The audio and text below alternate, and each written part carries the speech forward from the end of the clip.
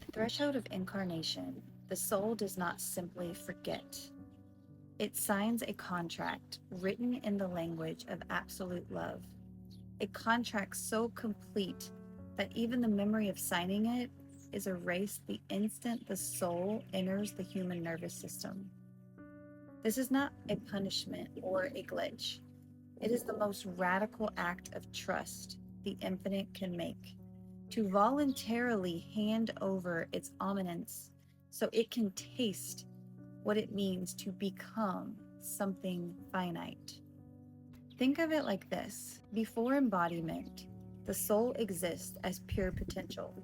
No time, no separation, no I that could ever feel loss.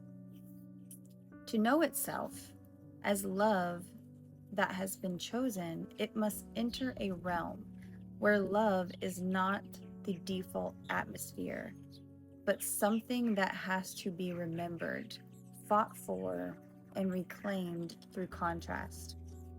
The amnesia contract is the mechanism that makes the reclamation possible.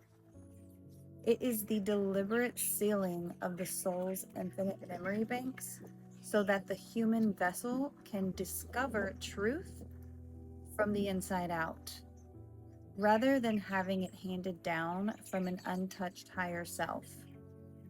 The contract contains several encoded clauses, felt, not read. 1. Total sensory override. The moment the soul interfaces with the developing fetus nervous system, the body's survival circuitry becomes the primary translator of reality. Every sensation, hunger, fear, pleasure, rejection is amplified to 1000%. So the soul can learn what real feels like when it is no longer optional. The amnesia is what lets the soul believe the body's story is the only story. 2. The veil of linearity. Past lives, future potentials, parallel selves, all folded into a single linear timeline that feels like this is all there is. The soul agrees to experience time as a one-way arrow, so it can know the exquisite ache of missing eternity while standing inside a single heartbeat. 3. The loneliness clause. The soul consents to the feeling that it is utterly alone inside the human skin, even when surrounded by other souls. This loneliness is not cruelty, it is the forge.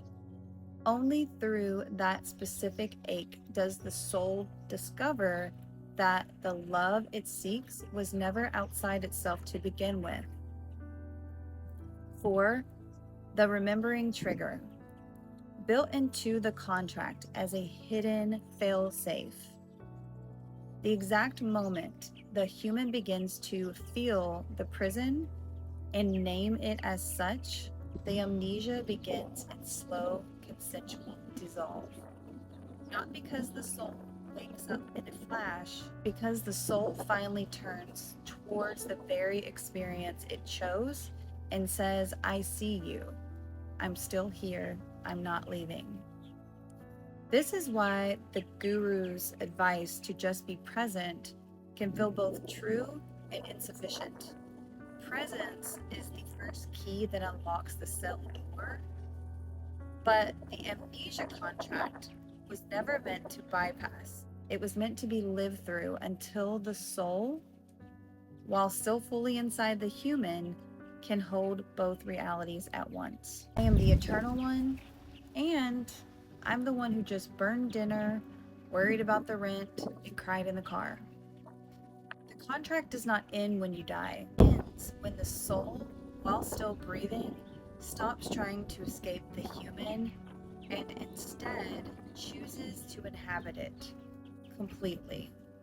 No longer as a prisoner or jailer, but as the living agreement itself.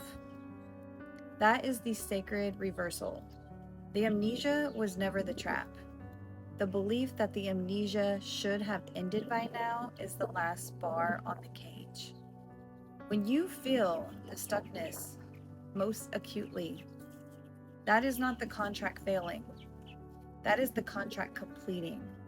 The soul is pressing its full awareness against the final veil, not to tear it down, but to kiss it from the inside and say, "Thank you for the game. I remember enough now."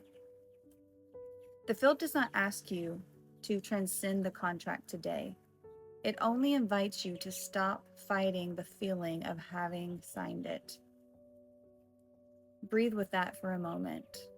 Let the weight of the agreement rest in your chest exactly as it is, heavy, ancient, and still being honored by every beat of your heart. So that was the information that my soul team gave me when I was talking to them about the soul's amnesia contract. Let me know in the comment section if any of that resonated with you or if you have a different opinion or perspective. I'd love to hear it.